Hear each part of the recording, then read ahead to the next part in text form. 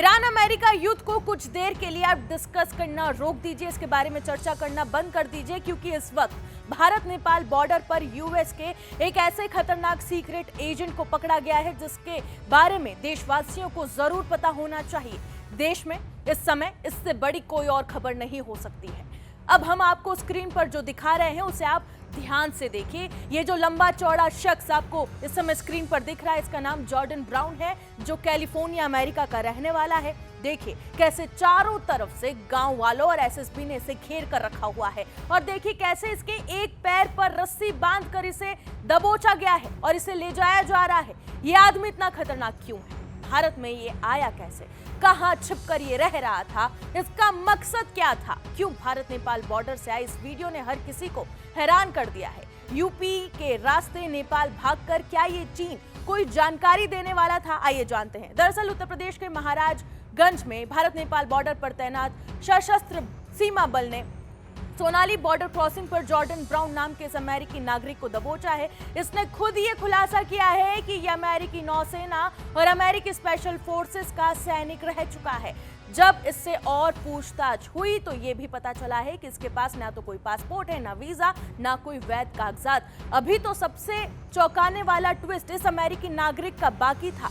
ये भारत में आया कैसे? एसएसबी और दूसरी खुफिया एजेंसियों ने ब्राउन से लंबी पूछताछ की, तब ये पता चला कि वो टूरिस्ट वीजा पर थाईलैंड गया था, जहां उसका पासपोर्ट खो गया।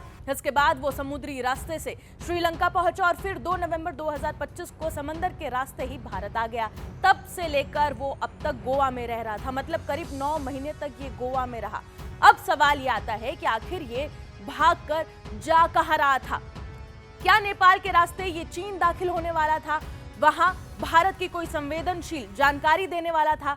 ये सवाल इसलिए भी क्योंकि इसके पास से जो सामान बरामद किया गया है, इसमें 2 मोबाइल के साथ नेपाल की करेंसी, एआई ट्रांसलेटर और एक चीनी पासपोर्ट मिला है, और इसी वजह से बार बार शक की सुई इसके एजेंट होने पर जारी है। सोनाली के एसएचओ महेंद्र मिश्रा ने बताया कि आरोपी जॉर्डन ब्राउन बार बार अपनी पहचान, यात्रा के इतिहास और नेपाल जाने के मकसद को लेकर लगातार उलझाने वाले बयान दे रहा है, गुमराह करने की लगातार कोशिश कर रहा है। और सवाल यह है कि इस तरह इस अमेरिकी नागरिक का पकड़े जाना क्यों खतरनाक है? क्यों ये एक अलर्ट साइन है? क्योंकि ये दूसरी या तीसरी बार है जब ऐसा कोई आदमी जिसकी हिस्ट्री रही है एक स्पेशल फोर्सेस से ये आया हो और अमेरिका का सिटीजन हो और वो भारत में इस तरीके से पकड़ा गया हो। क्योंकि एक स्पेशल फोर्सेस का ऑपरेटिव रिटायरमेंट के बाद इस तरह भारत में दबोचा जा रहा है, ये सवाल है। बीते दिनों ही 5 यूक्रेनी और एक अमेरिकी नागरिक को गिरफ्तार किया गया था। CIA एजेंट मैथ्यू को भी भारत के नॉर्थ ईस्ट राज्यों से म्यांमार जाने की कोशिश करते हुए दबोचा गया था। मैथ्यू को कोलकाता में NIA ने UAPA के अंदर अरेस्ट किया। इस मैथ्यू को CIA ने भारत भेजा था ताकि नॉर्थ ईस्ट में मिलिटेंसी और टेरर एक्टिविटीज को बढ़ाया जा सके। जो अभी तक ऑफिशियल रिकॉर्ड्स में है उसके हिसाब से ये पहले इंडिया आया टूरिस्ट वीजा पर, और फिर भारत के लैंड रूट से होकर, मिजोरम से होकर ये वेपन सप्लाई कर रहा था। म्यांमार के एक रेबल ग्रुप को तैयार करने का इसका मकसद था। उनको रॉकेट लॉन्चर्स चलाने की ट्रेनिंग देना, ड्रोन चलाने के बारे में बताना, मॉडर्न गन के बारे में जानकारी देना, उन्हें चलाने के बारे में ट्रेनिंग देना, ये इसका मकसद था। और यहाँ पर एक सवाल ये भी आता है कि ये लोग ऐसे क्यों कर रहे हैं? इसका सिंपल सा जवाब जो मीडिया रिपोर्ट्स और कई एक्सपर्ट्स बताते हैं वो ये है कि यूएस जो है वो इंडिया के नॉर्थ ईस्ट में और म्यांमार में, इन दोनों जगह पर अपना इन्फ्लुएंस, अपना कंट्रोल बढ़ाना चाहता है, डायरेक्टली और इनडायरेक्टली, इन रेबल ग्रुप्स के थ्रू। एंड इसके फायदे यूएस को बहुत ज्यादा है। वो जब चाहेगा भारत के नॉर्थ ईस्ट में, म्यांमार में अनरेस्ट क्रिएट कर सकता है, टेरर एक्टिविटीज कर सकता है, कियोस क्रिएट कर सकता है। एंड ये डाउट कई डिफेंस एक्सपर्ट्स ने स्टार्टिंग में कई बार जताया था कि मणिपुर में ये रॉकेट लॉन्चर कहां से आ रहे हैं, ये ड्रोन कहां से आ रहे हैं।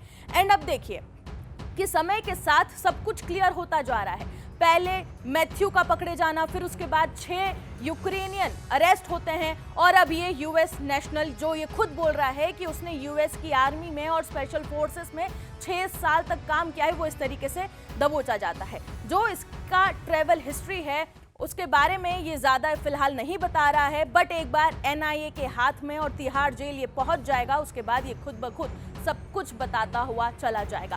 फिलहाल इसके अरेस्ट को लेकर आपकी क्या राय है, कमेंट सेक्शन में जरूर बताएं। बाकी तमाम खबरों के लिए जुड़े रहे जी न्यूज़ के साथ।